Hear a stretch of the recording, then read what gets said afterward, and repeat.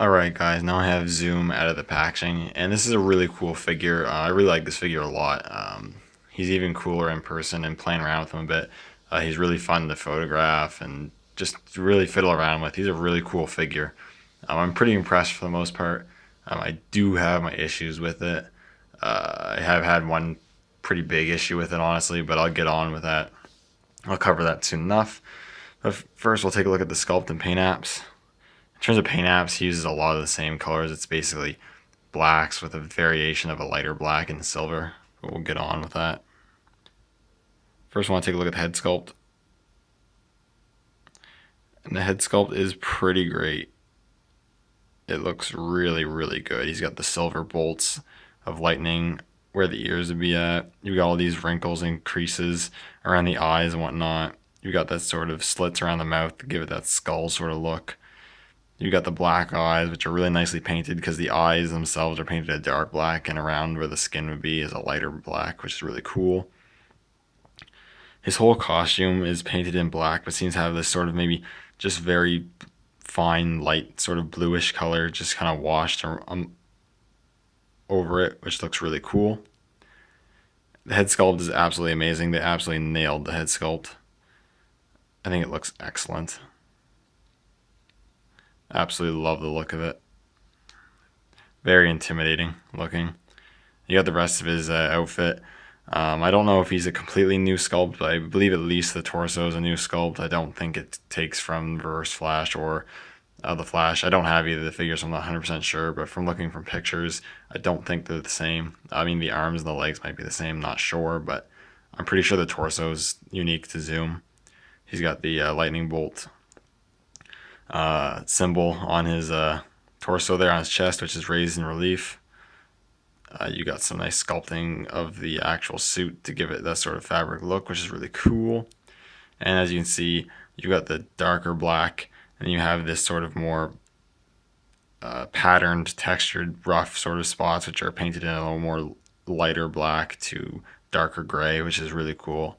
Add some variation to the figure. You also have this silver trimming all over the figure and on like his lightning bolts and whatnot, which are painted accurately in some places and a little sloppy in other places, but it's not a huge deal. Got the arms here, looks really good. The back of the figure, looking pretty good. Got all the nice sculpting detail and paint apps, look really good. Got a bit of a darker black around the gloves, which is really cool. Got the pants here, which are really nicely sculpted and detailed. Got some nice paint apps again with the silver, black, and lighter grays.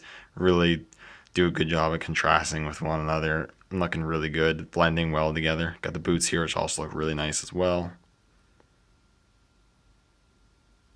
Just overall, a really, really good looking figure. In terms of the sculpt and paint apps, I really don't have much to complain about. I think he looks really good. He looks stunning. He looks accurate, and he looks really good. Sitting him back down here.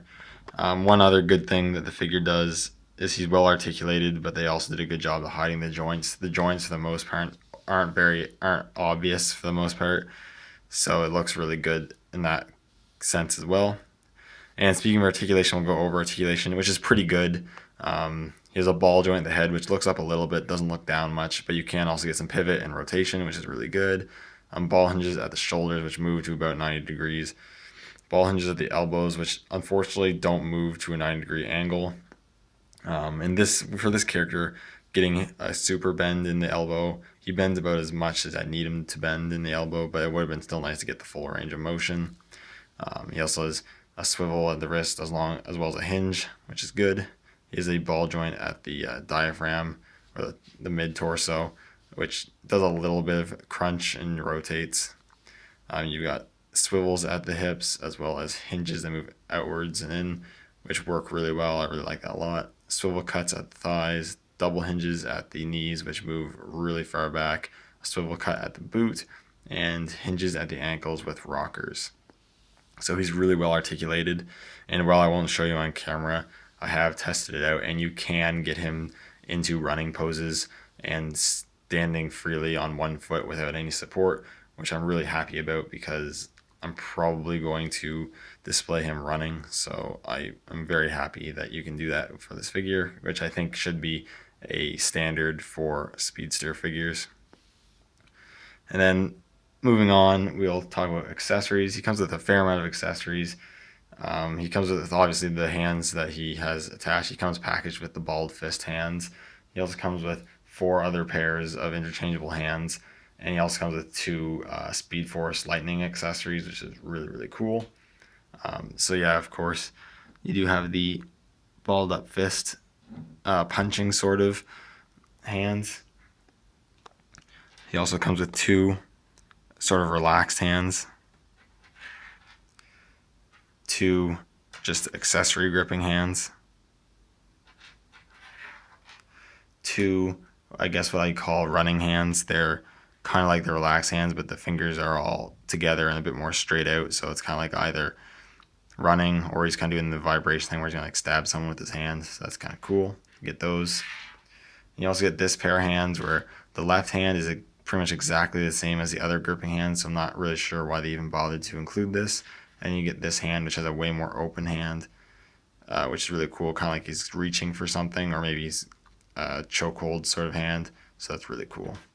But you get all these options, and with all these hands, you have a ton of options for display, which I really like when they do that for figures, especially for speedsters where they have a lot of different hand gestures.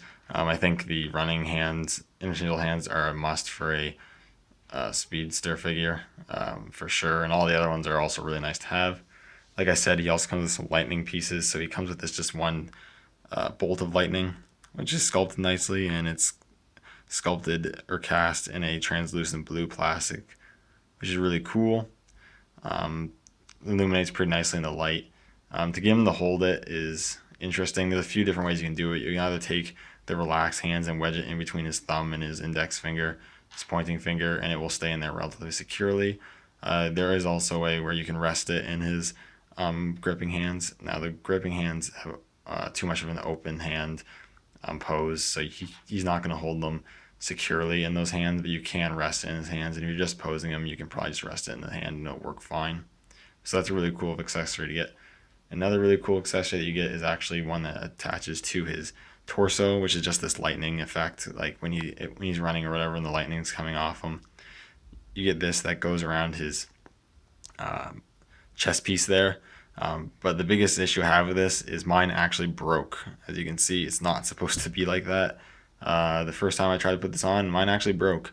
And there's actually a notch right here, and what it's supposed to do is the notch is supposed to fit with where the bolt goes over the circle, and because the chest piece is raised in relief, this is supposed to stretch around the chest piece, but when I tried to stretch mine around the chest piece, it snapped, which is really a pretty big piss off. Honestly, that's really annoying. I hate it when stuff on my figures breaks. Now, fortunately, it still can be attached even though it's broken. I can still wrap it around the medallion on his chest there, and it will still stay. It's a lot looser, but if it happens to you, you can still put it on, and as long as you're just displaying them, whatever, you're not fooling around with them too much, it'll stay on. It does look really cool on them. I just really hate that it broke, and just a warning to be careful when trying to put this on for the first time. Mine snapped. It's just really bad. But aside from that, there's really not too much bad about this figure.